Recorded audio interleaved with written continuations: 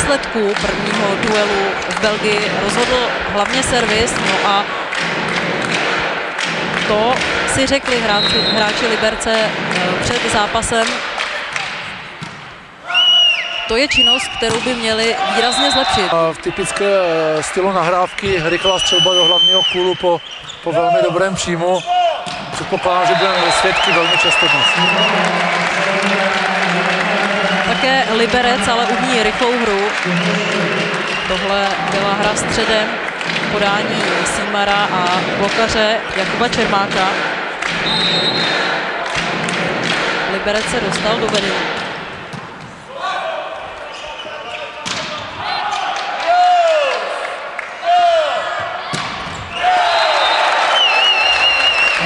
Dalibor Polák a jeho razantní úder po lajně.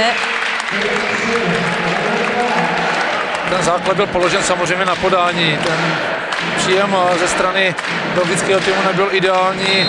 Útok do dvojbloku Univerzála, dohrávka Liberce. No a servisem si vše načal samotný liberecký Univerzál. Druhé podání ale zvolil něco techničtější. Tohle byl... Má De Paula samozřejmě velkou výhodu.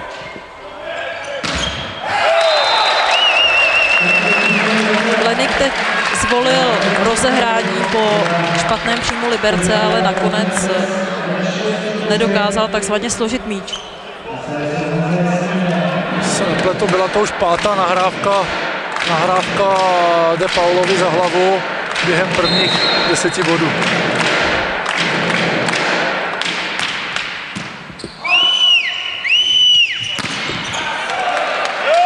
Zablokovaný.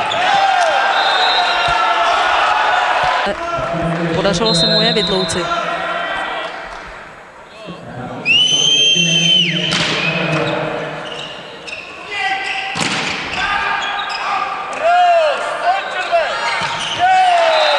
Další útok středem, podání 22letého blokaře Jakuba Čermáka a opět úspěšný.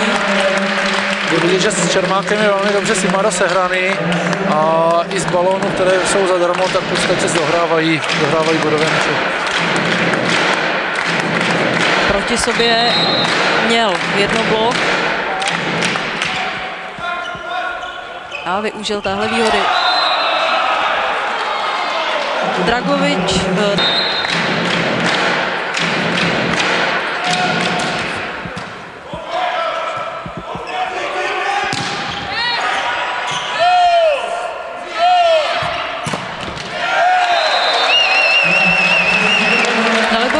se tentokrát rozeběhl opravdu z velké dálky na tom útok z kůlu, ale to je jeho styl.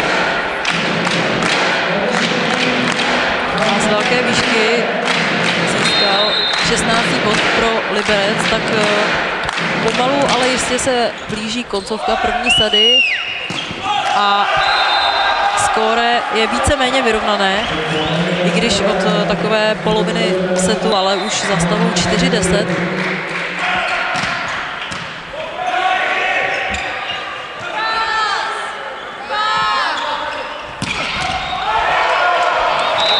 Konečně první bodový míč, musíme pochválit Duklu, že stav nevzdala a Polák po jeho dobrém podání, tak jestli proměňuje první bodovku v tomto setu.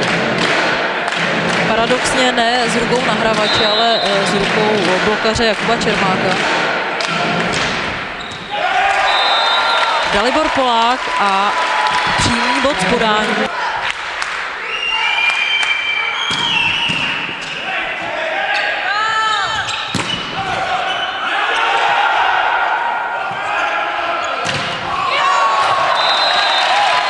Skvělý blok. Dukla se dočkala konečně kvalitního bloku a mohlo by to i psychicky pomoci.